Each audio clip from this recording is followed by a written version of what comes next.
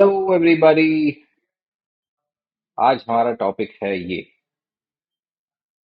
The disorder of vulgar language. कि भाई जी हाँ, ये एक्चुअली में एक बीमारी है और ये बीमारी हो सकती है, इसकी इलाज भी हो सकता है। तो इसकी बीमारी क्या है, कौन सी बीमारी है, इसके बारे में थोड़ा जानेंगे। So the disease, there is a disease, इसको बोलते हैं लेलोकेजिया और कोप्रोलैलिया। ये दो बीमारियां हैं जिनको आज समझेंगे और इसका इम्पैक्ट समझेंगे आपकी जिंदगी में, हमारे जीवन में, वल्गर लैंग्वेज के साथ। पहले डेफिनेशन से शुरू करते हैं। What is लेलोकेजिया? लेलोकेजिया एक साइकोलॉजिकल डिसऑर्डर है जिसमें इंसान को रिलीफ मिलता है जब वो गंदी बातें या गंदी लैंग्वेज यूज करता है। उसे अच्छा लगता है, उसे रिलीफ मिलता है, उसे शांति मिलती है। उसे प्रॉब्लम है किसी प्रकार के, gain relief from using profane और वल्गर लैंग्वेज। ऐसी प्रॉब्लम को बोलते हैं, साइकोलॉजिकल डिसऑर्डर है लेलोकेजिया। ये एक्चुअल बीमारी है। ये कई लोगों को होती है जिनको यूज करना या गालियां देना इनवॉलंटरी हो जाता है। और लेट्स सी, ये वाले इनवॉलंटरी तो नहीं है, लेकिन दूसरे वाला पार्ट कोप्रोलैलिया जो है वो एक्चुअली इनवॉलंटरी है। Involuntary use of obscene language which is called coprolalia. ये हो सकता है कि कुछ लोग हों जो इंटरनेट पे, जिनको एक्चुअली में इनमें से कोई बीमारी हो, या तो कोई साइकोलॉजिकल स्ट्रेस है इतना बड़ा कि वो एंजाइटी जो है, उनकी मन की अंदर की चिंता जो है वो तभी खत्म होती है जब वो गाली दे देते हैं, जब वो किसी को कुछ बोल देते हैं, उल्टा सीधा नीचा दिखा देते हैं, या किसी को आप कुछ कर, वट एवर, ये रोस्ट करते हैं, तो उनको थोड़ा हाँ अच्छा मिलता है या उनको थोड़ा बेहतर महसूस होता है। उस चीज को रिलीफ मिलना, उसको कहते हैं लैलोकेजिया। और कोप्रोलैलिया मतलब आदमी जो है इवन बिना इनवॉलेंट्री, उसका खुद का बस ही नहीं चलता, गालियां निकलती जा रही है। ये दो चीजें बहुत कॉमन चीज हो गई।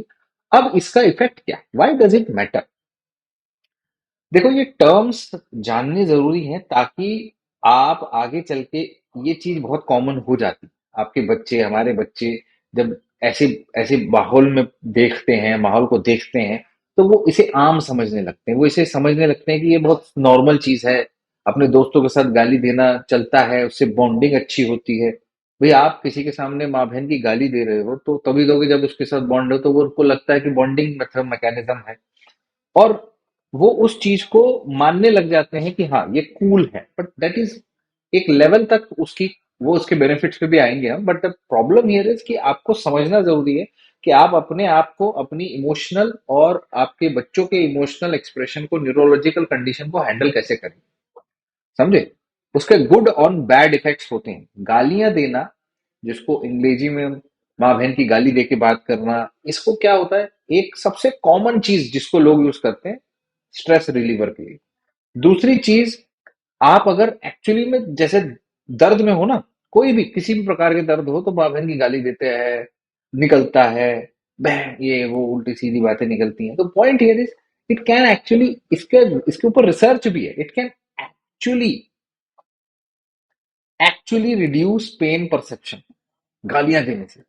ये है, ठीक है। जो साइंटिफिकली उसका लॉजिक है, वो लॉजिक को भी तो यूज करना है। हाँ, ठीक है। It can enhance bonding in some situations, कि हाँ भाई, दो लोग हैं साथ में, गालियां वालियां दे रहे हैं तो बॉन्डिंग बढ़ गई। ठीक है, चलो मान सकते हैं बात। Good effect. बैड इफेक्ट क्या है, नेगेटिव इफेक्ट क्या है? आपके साथ लोग उठना बैठना कम रखेंगे, आपके बारे में गलत सोचेंगे, सोशल एलिनिएशन हो सकता है। आपको सोचेंगे भाई ये हमारे रास्ते, मतलब बेसिक चीज है। अगर कोई गालियां देता है, उसके साथ रहना, उठना बैठना कई लोग प्रेफर नहीं करेंगे। That's what happens to people. जैसे समय रैना, समय रैना के साथ जब तक वो भाई साहब को सक्सेस मिल रहा है, लोग है, जिस दिन उसको वो मिलेगा उस दिन उसके साथ खड़ा रहना मुश्किल हो जाएगा लोगों का। क्यों? क्योंकि भाई people don't want to get associated with that kind of a personality जो भाई हर जगह गालियां दे रहा है। although he might not be bad from heart, उसको हो सकता है ये दोनों में से एक बीमारी हो, है ना? उसको हो सकता है ये हो, इशू हो। बट देन हमारे पॉइंट क्या है, हमारा पॉइंट ये है कि there are good and bad effects of bad language. गाली देने के बैड इफेक्ट है क्या? आपको एक्चुअली ज्यादा गाली दे रहे हो तो आपको न्यूरोलॉजिकल डिसऑर्डर हो सकता है, आपको एक्सेसिव न्यूरोलॉजिकल होने पर। ज्यादा ही गाली दे रहे हो, हर वर्ड में गाली, हर जगह गाली, हर जगह गाली, it is a neurological disorder. और वो आपका बिहेवियर बढ़ा सकता है, एग्रेसिवनेस बढ़ा सकता है। So it can contribute to your aggressive behavior. लैलोपेजिया यानी कि आपको रिलीफ अगर मिल रहा है गाली देने से, आप दर्द में हो, राइट, तो कंट्रोल्ड लेवल पे इट कैन वर्क। कुछ स्टडीज ने बताया है कि पेन रिलीफ करता है वो, कि भाई अगर आपको गालियां देने से, किसी को बोलने से आराम मिल रहा है। बट कोप्रोलैलिया एक मेडिकल पर्सपेक्टिव है, ये कॉमनली कुछ और बीमारियों के साथ पाया जाता है, टॉरेट सिंड्रोम है या कुछ और बीमारी है जिसमें इनवॉलेंटरी गाली निकल जा रही है। बट यहां पर क्या है, दिस माइट नॉट बी कि भाई मैं नहीं देना चाहता पर निकल गई, बट यहां तो कुछ बॉर्डर पे है, उस दोनों के बीच की बात चल रही है। इसके लिए ट्रीटमेंट अवेलेबल है, कोपिंग स्ट्रेटजीज है, बट सबसे पहली चीज जो होती है ना, सबसे पहली चीज होती है कि मानना, इनसाइट होना कि भाई मुझे अंदर कोई प्रॉब्लम है, वो प्रॉब्लम है ये मानना। नहीं मानोगे तो कुछ है ही नहीं प्रॉब्लम। मैनेजमेंट कैसे कर सकते हो? फॉर लैलोपेजिया, आपके बॉडी, आपके अगर मन को शांत होने के लिए गाली देना पड़ रहा है, तो आपको deep breathing exercise, yoga, meditation काम करे। कई लोगों को योगा मेडिटेशन तभी काम करती है जब स्ट्रेस रिलीवर के हिसाब से। सो एंड अंडरस्टैंड करना पड़ेगा कि ऐसी कौन सी सिचुएशन है जो आपको इतना पैनिकी कर देती है कि आपको गाली देके ही अपने आप को, स्ट्रेस को रिलीव करना जरूरी पड़ रहा है। तो आपको खुद को समझना भी जरूरी है।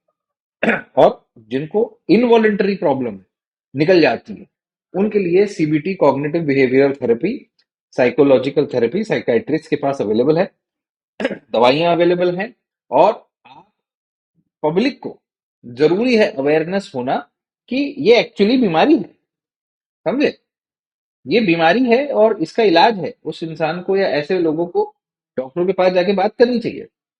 इंडिया में साइकाइट्रिस्ट का, साइकोलॉजिकल काउंसलिंग का चलन कम है, मगर उससे ठीक हो सकती है अगर चाहें।